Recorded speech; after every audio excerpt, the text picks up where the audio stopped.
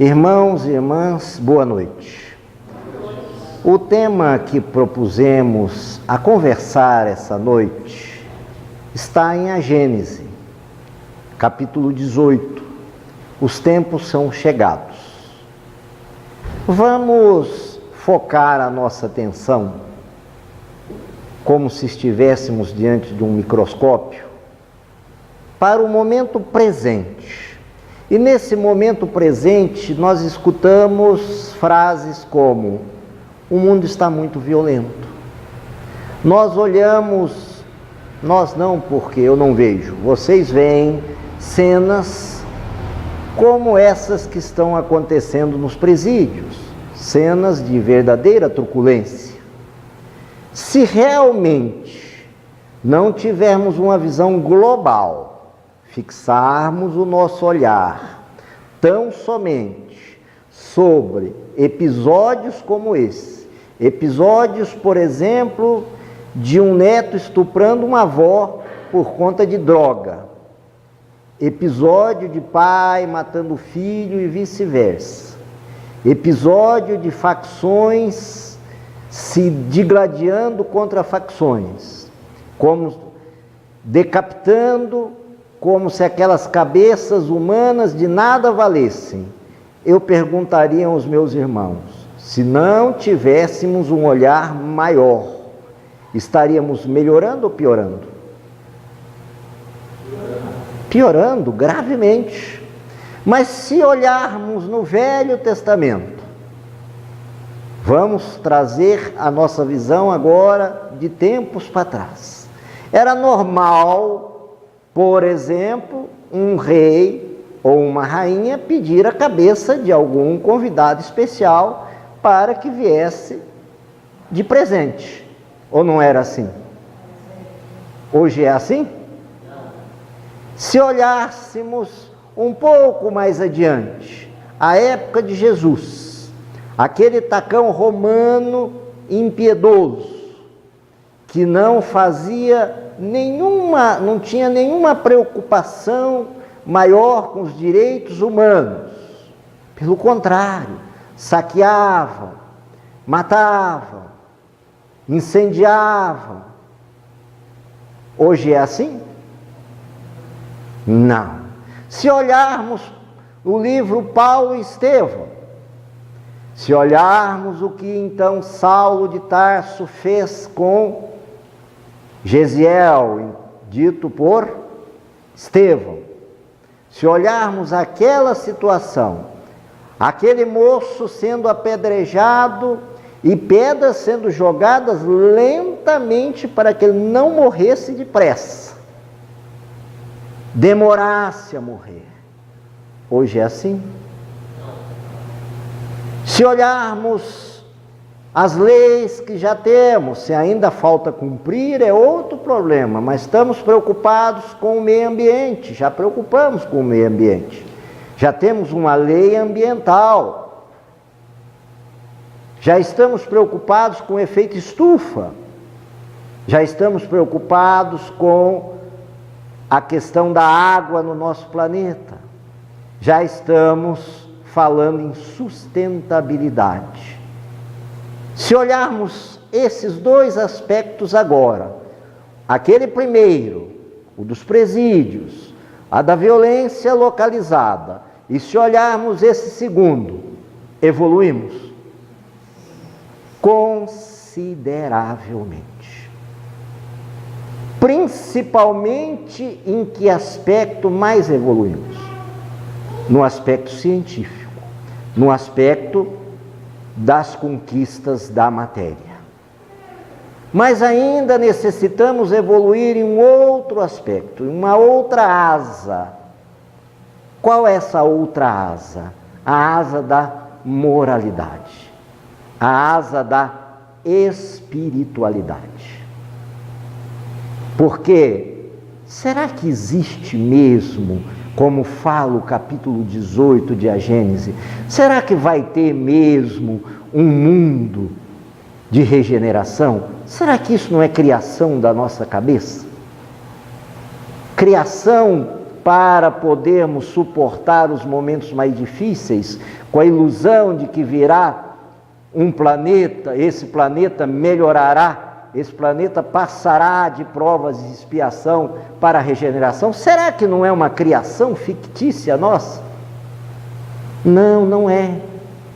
Peguemos, por exemplo, hoje nós temos uma ONU, hoje nós temos Médicos Sem Fronteiras, hoje nós temos diversas ONGs, hoje nós temos vários segmentos preocupados com o ser humano, com a dor humana. Isso é a prova que nós estamos a caminho largo para a regeneração. Esse caminho largo não significa que amanhã estaremos regenerados. Estamos dando passos seguros em direção à regeneração. Diz Dr. Bezerra de Menezes, naquele congresso de abril que teve em 2010, lá em Brasília, que era um marco inicial da regeneração. Isso está dito nos anais daquele congresso. Mas nós podemos perceber que para ter essa regeneração é preciso que sacuda todas as estruturas, para que nós possamos aí sim repensarmos de um modo global o que nós estamos fazendo, como nós estamos agindo, qual é a nossa cota de progresso. Por quê? Porque os espíritos superiores vêm derramando as luzes devagarinho sobre nós, porque muita luz cega. Se olharmos o capítulo 26 do Nosso Lar, Tobias, quando leva André Luiz para uma câmara regeneradora ou retificadora, como queira, ela está no subsolo. Espanta-se André Luiz, por que uma beleza daquela colônia, com árvores magníficas, com tudo, e aqueles seres estão internados ali no subsolo? Tobias lhe diz, porque eles não aguentam ter contato com a luz. Então, por isso que é bem progressivo, e é preciso que uma fase suceda a outra. É impossível pular da fase de bebê, de neném, para uma fase adulta.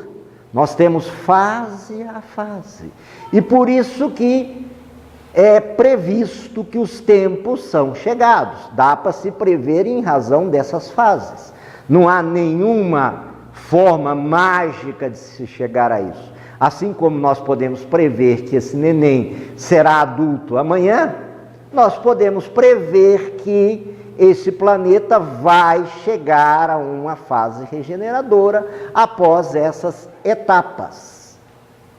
Então não há prodígio nenhum nessa previsão, é algo do mais natural possível. E o planeta evolui juntamente com seus habitantes.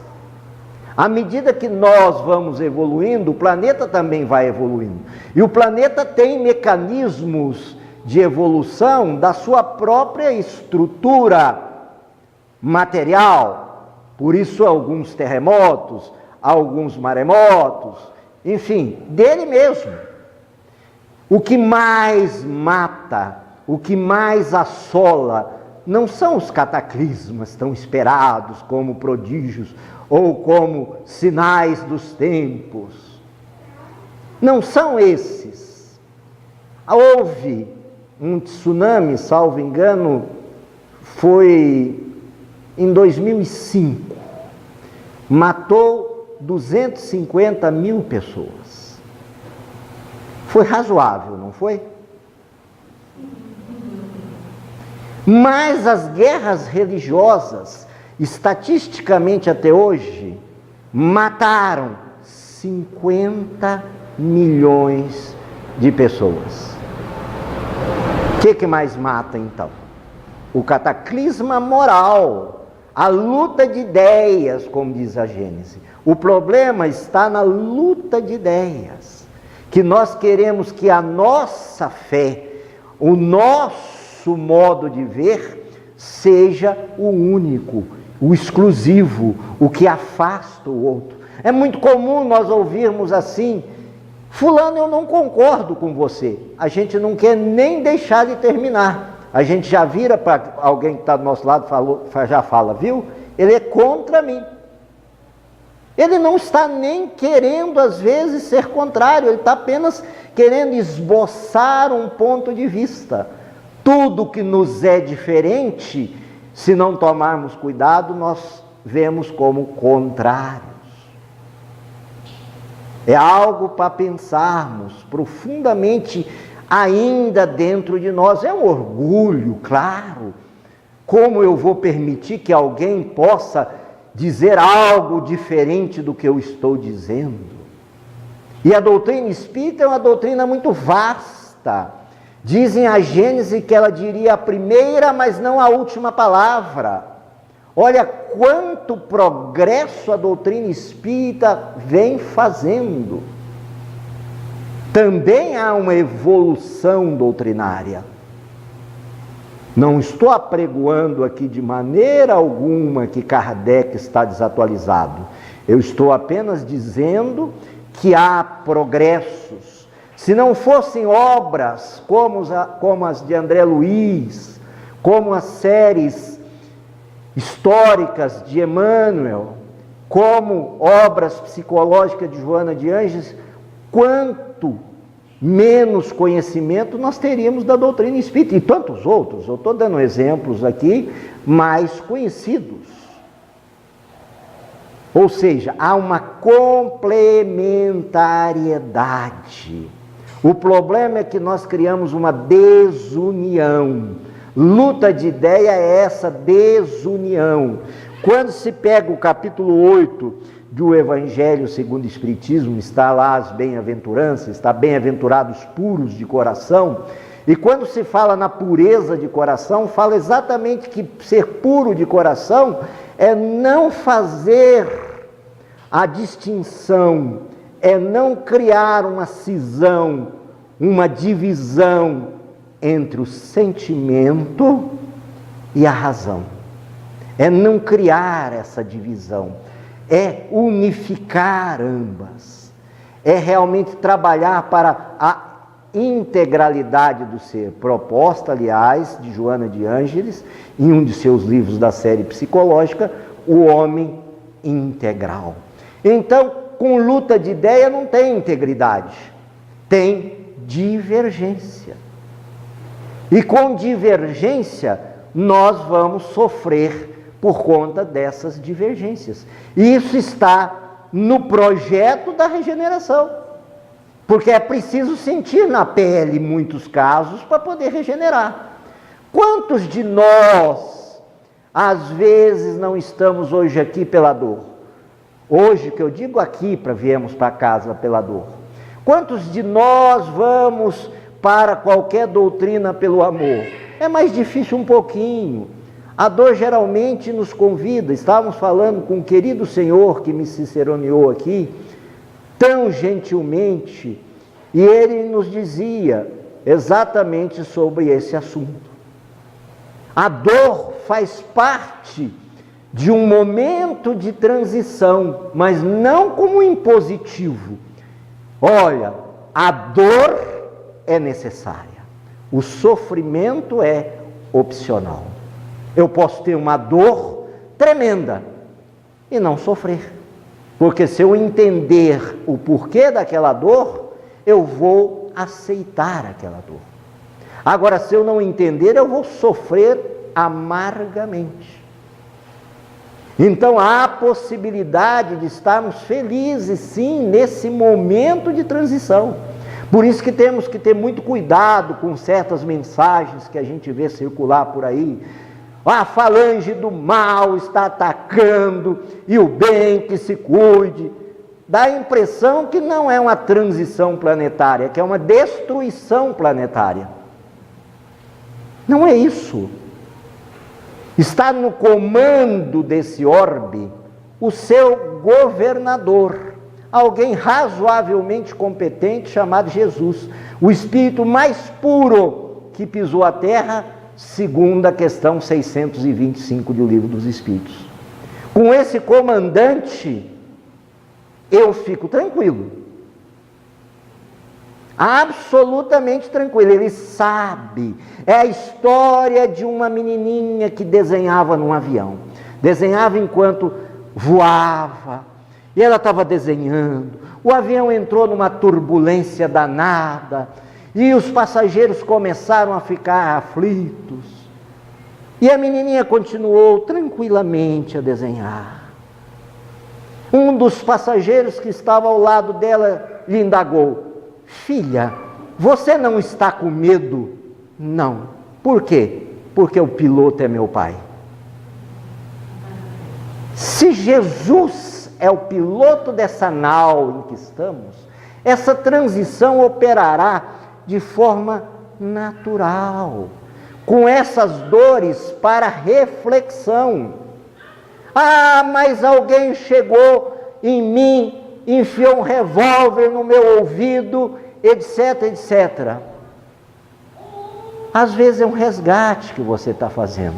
Eu vou contar uma história dos meus pais. Eu tenho um casal de pais vivos, 87 anos a minha mãe, 91 meu pai vai fazer, mora na fazenda, no Mato Grosso, e é ele ainda que administra a fazenda. E é a minha mãe que faz a comida, para o único empregado que lá existe. Há 4 anos atrás, duas pessoas apareceram numa moto, com capacete, e perguntaram para minha mãe: para onde fica a estrada tal? Ela disse: fica para ali. Eles disseram: a senhora me arruma um copo d'água? Arrumo, meu filho. E entrou para pegar o copo d'água. Quando ela voltou, estava com um revólver. E falavam para ela todo tipo de impropério, xingavam. Nisso meu pai veio chegando do quintal, vieram chutando o meu pai, criando um monte de hematomas, aquela situação dolorosa. Ficaram 1h30 torturando-os, para levarem bacatelas. E eu fiquei num primeiro momento extremamente chateado. Meus velhinhos, que a hora dessa a família da gente vale mais. Meu. O Espiritismo diz que não tem meu. Ninguém é de ninguém. Estamos aqui juntos. Mas somos espíritos individuais. Ele nos ensina o desapego. Mas nesse momento a gente esquece um pouquinho. E eu disse: mas meus velhinhos, tão trabalhadores, que absurdo, que coisa abominável.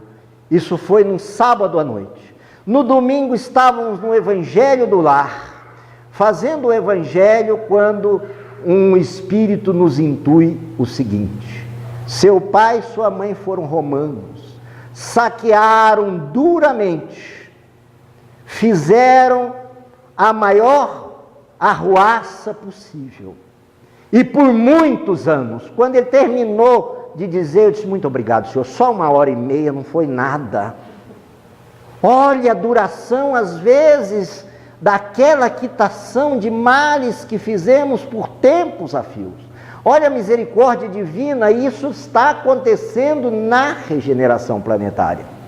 Olha a misericórdia divina abrandando corações, colocando seres humanos para mitigar a dor alheia.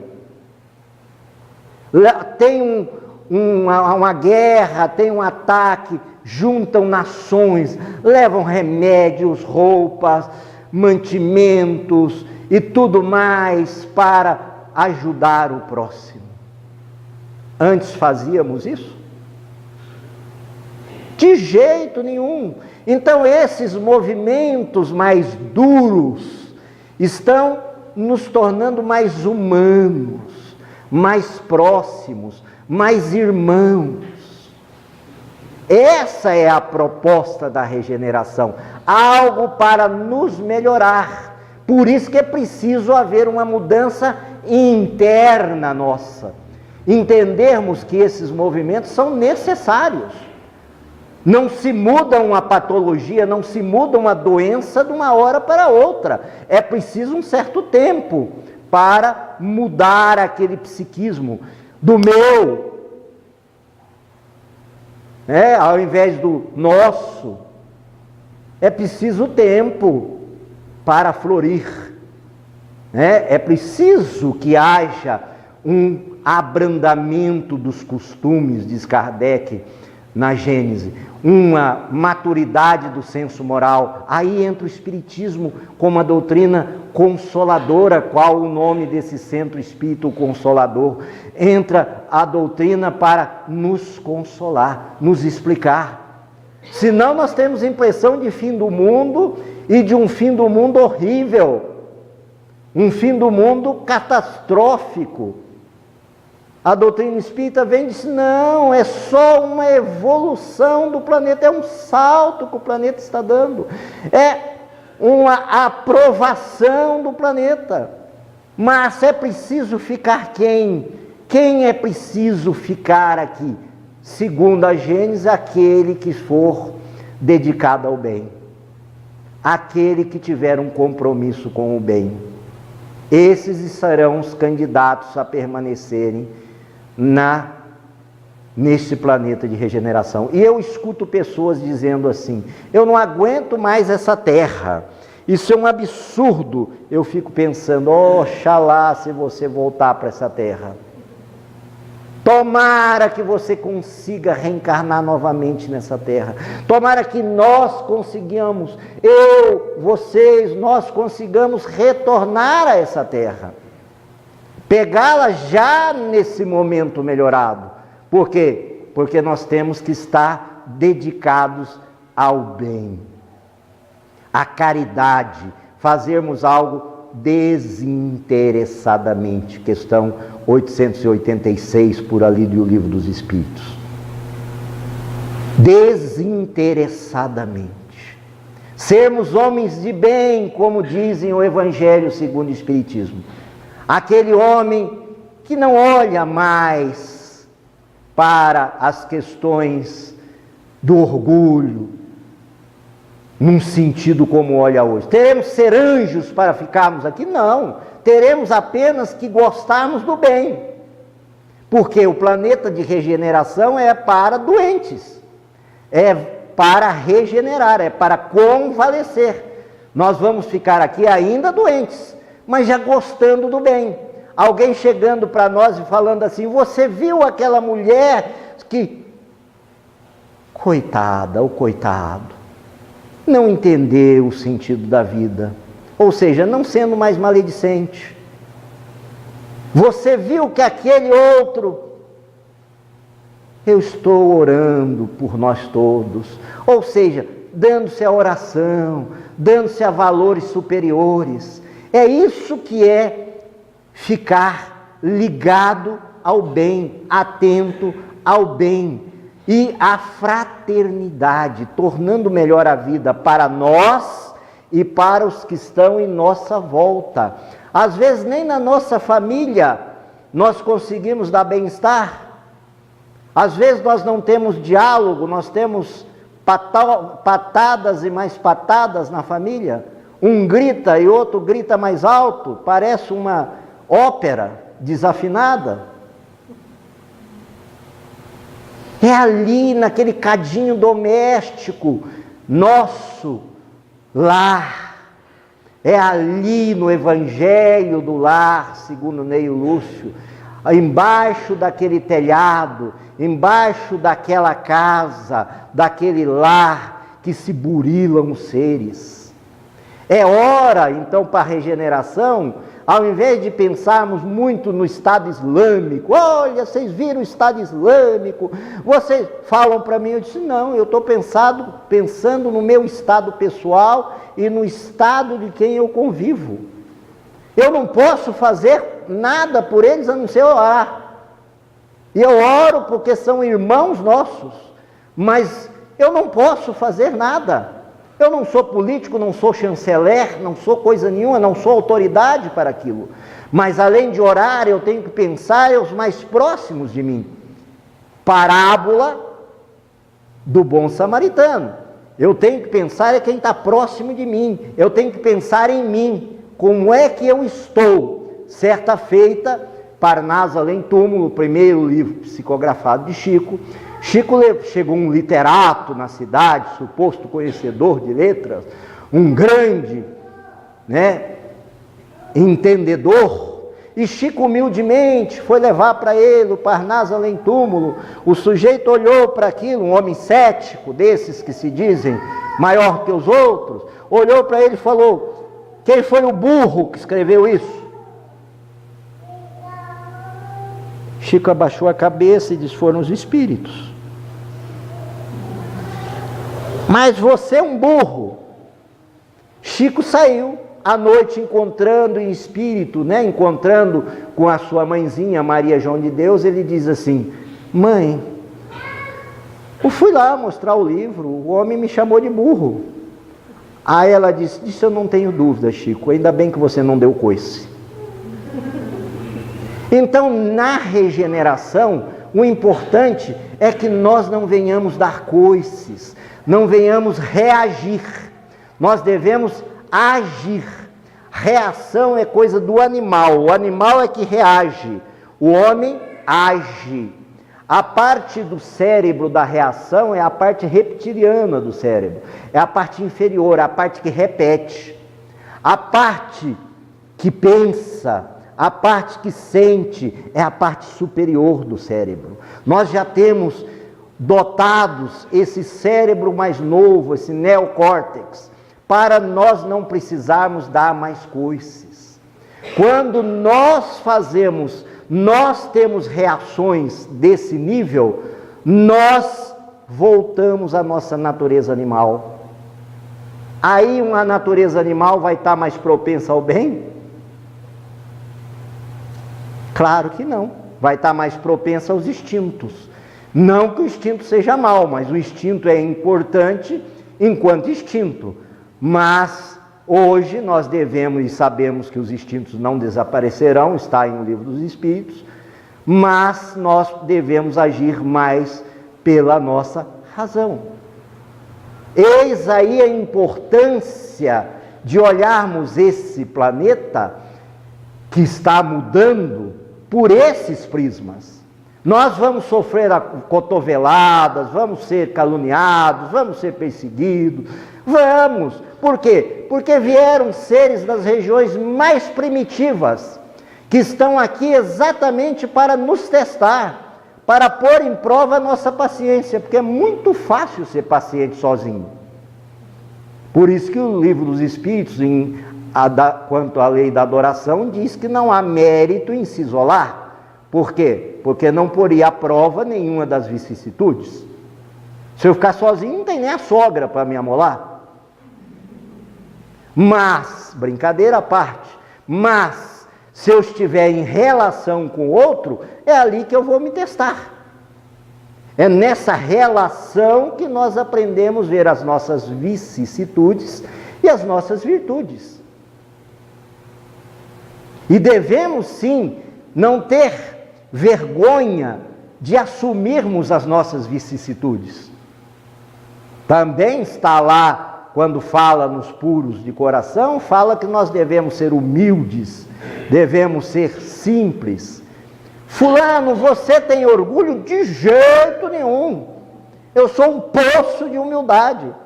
Bem se vê. Eu brinco, tem gente que tem orgulho de ser humilde. Quer dizer, senta aqui, fulano. Não, eu vou sentar aqui atrás. Como é que você faz, fulano, isso? Mais ou menos. Isso às vezes não significa originalidade. Raul Teixeira disse que uma vez apresentou um amigo dele, médico, e disse: ó, esse aqui é meu amigo, bom médico. Nem tanto. Esse aqui é meu amigo, nem tanto bom médico. Não é bem assim, Raul. Esse aqui é meu amigo que eu não sei o que ele é. Ué, nós inventamos o mais ou menos. Como é que você está, fulano? Mais ou menos. Mais para mais ou mais para menos? Porque não dá para saber. Meio termo. Não tem jeito de estar meio termo. Ou nós estamos num momento mais feliz, ou nós estamos num momento mais triste. É natural. A tristeza, desde que não seja prolongada, não é patológica, é natural. Há um certo traço de melancolia natural no ser humano. Capítulo 5, item 25 de O Evangelho segundo o Espiritismo. Agora, não pode ser doentio, mas vamos olhar como a natureza mostra esses altos e baixos. Olhem para um morro, uma serra, ela sobe, desce. Olha para um rio, ele faz curvas. Então vamos ter dias que nós vamos estar mais dispostos, tem dias que nós vamos estar mais indispostos. Isso faz parte da nossa natureza humana. Ah, isso é culpa do mundo de regeneração que se avizinha. Não, isso é da personalidade humana. Não tem nada disso com relação ao mundo que se avizinha. Claro, tem muitos espíritos que estão vindo, muitos espíritos estão nos influenciando, mas só nos influencia quando deixamos. Porque somos nós que permitimos a influenciação. Porque a gente espírita, se não tomarmos cuidado, somos especialistas em colocar a culpa no obsessor. Eu olho para a mulher do próximo, a culpa é do obsessor. É do obsessor. Sei qual é o obsessor. Tanto que Kardec chama a atenção, a carne é fraca, diz que o espírito é fraco. Então é importante a gente olhar que nesse momento nós estamos mais vulneráveis. Estamos passando por um momento de se fazer omelete. Os ovos estão sendo quebrados. Mas não perdemos a nossa condição de espírito. Espírito que significa individualidade, que significa livre-arbítrio, que significa responsabilidade, que significa possuir anjo de guarda. Quantos de nós conversamos com o nosso anjo de guarda a não ser no momento da dor? Falamos geralmente, foi boa noite, anjo de guarda, foi um dia maravilhoso hoje, etc. Olha, muito obrigado, tá? Das bobagens que o senhor me inspirou a não fazer, etc. Nós temos pouca relação com os espíritos. Geralmente nos acorremos a eles quando estamos doentes em busca de milagres, de fenômenos. Se aqui estivesse operando um fenômeno mediúnico, não vai nenhuma crítica. Mas isso aqui estava cheio, nós estávamos lá em cima. Porque a gente ainda gosta de fenômeno. Herculano Pires, em O Espírito e o Tempo, acho que é capítulo 10, mostra as etapas do pensamento humano. Nós ainda gostamos das coisas mais míticas, ainda gostamos das coisas mais mágicas. Nós não somos muito chegados ao estudo ainda. Isso nós vamos ter que reaprender, porque na regeneração nós vamos ter que aprender a estudar. Estudar acima de tudo a nós mesmos. O nosso autoconhecimento. Olhar para aquilo de preferência que a gente não gosta de olhar. Dentro de nós. Fulano, como você é mal educado. Eu? Imagina. Todas as vezes que nós negarmos algo, cuidado. As negativas que estão na Bíblia aconteceram o quê? Viraram situações de afirmação. Um de vós que meteis a mão na tigela comigo me trairá. Judas diz, acaso serei eu, Senhor? O homem vai ter que morrer. O filho do homem vai ter que deixar esse mundo para que se cumpra as Escrituras. Pedro, o Senhor jamais, vou defendê-lo. Pedro, antes que o galo cante, por 3 vezes, já terás me traído. O que aconteceu? Então, quando a gente negar, cuidado. A negativa, no geral, é a afirmativa.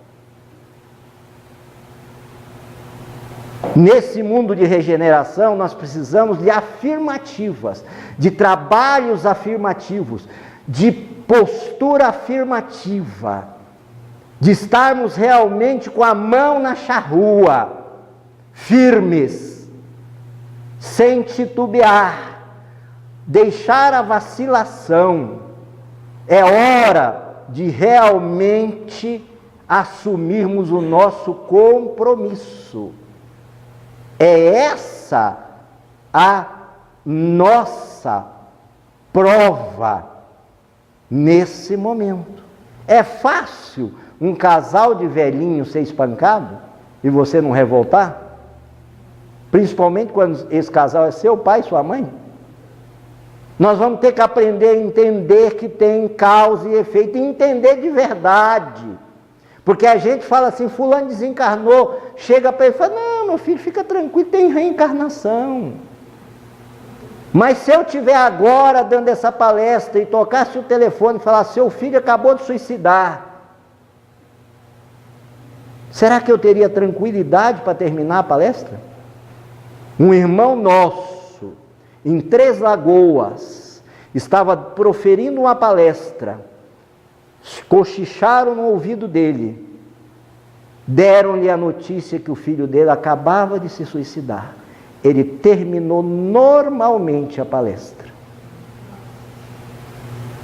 Esse eu acho que aprendeu um pouquinho sobre desapego. São essas provas das traições, desses costumes. Por isso que esses costumes então estão todos virados aí de cabeça para baixo, estão mesmo. Exatamente para que nós aprendamos a não nos perder nisso. Diz Jesus que até os justos, os eleitos, está assim na Bíblia, seriam confundidos. Estamos ou não estamos vivendo esse momento? Mas que Ele nos mandaria o Consolador, que estaria para sempre conosco, para dizer o que Ele diz e mais do que Ele não pôde dizer. E aqui está o Consolador, que é a doutrina espírita. Então nós temos ferramenta suficiente para não nos deixarmos enganar. Nós temos. Nós que eu estou falando é para todos aqueles que desejarem abraçar a doutrina espírita, já que isso aqui vai estar gravado, para todos aqueles que desejarem abraçar a doutrina espírita, lê-la, compreendê-la, vivenciá-la. Nós temos essa ferramenta. Mas só a doutrina espírita salva? Claro que não. Salva em que sentido? Melhora o homem? Claro que não. Todas as doutrinas têm seus contributos. Isso foi muito feliz esse último congresso aqui, em que todos os palestrantes deixaram bem claro isso, que nós temos que valorizar todas as expressões de religiosidade. Nós temos que buscar a espiritualidade. Nós temos que buscar nos espiritualizarmos. Claro que se somos espíritas, nada melhor do que fazer isso na doutrina espírita. Eu me encontrei na doutrina espírita. Então é nela, porque eu me encontrei nela. Outro não se encontrou nela. Eu, por exemplo, tenho um filho que é um pregador evangélico. E muito me deixou feliz quando ele diz, pai, muitos momentos que eu falo de Jesus, eu me lembro do que eu aprendi com o senhor. Eu disse, que coisa boa, meu filho, continue assim. E um dia eu conto para vocês que eu fui um momento de bruxas, que eu fui à igreja, eu vou contar, eu fui muito rapidamente, eu fui à igreja dele e tinha uma pastora que fazia a profecia, dom da profecia, que é mediunidade. E eu fiquei lá no meu cantinho, né, falei, não vou de jeito nenhum, né, porque quando chegar a minha vez, se ela tiver mesmo essa profecia, ela vai falar que eu sou espírita, vai falar para o meu filho que isso é do demônio, o problema está arranjado. Estou lá em oração, e o meu filho, vamos pai, depois, vamos pai, depois. Aí depois sobrou só eu. Ele falou, pai, só tem o senhor. Senhor, proteja-me. Cheguei lá, ela pôs a mão no meu coração e disse, meu filho, continue pregando o Evangelho. Essa é a sua missão. O meu filho virou dali e depois disse, pai, agora, isso é porque ele tinha sido criado no Espiritismo. Agora eu acredito que o Espiritismo não é do diabo. Por quê? Porque a pastora falou. Maravilha! Graças a Deus ela falou. Então eu fui salvo. Por uma outra denominação religiosa. Portanto, graças a Deus, naquele momento ali, os anjos de guarda, todos. E realmente era uma pessoa muito séria no dom profético, mediúnico, mandato mediúnico que ela fazia. Então, mundo de regeneração é isso. Geração nova está aí, está nas nossas mãos cuidar dela. Muito obrigado, que Deus nos ajude. Muito obrigado pelo convite da casa.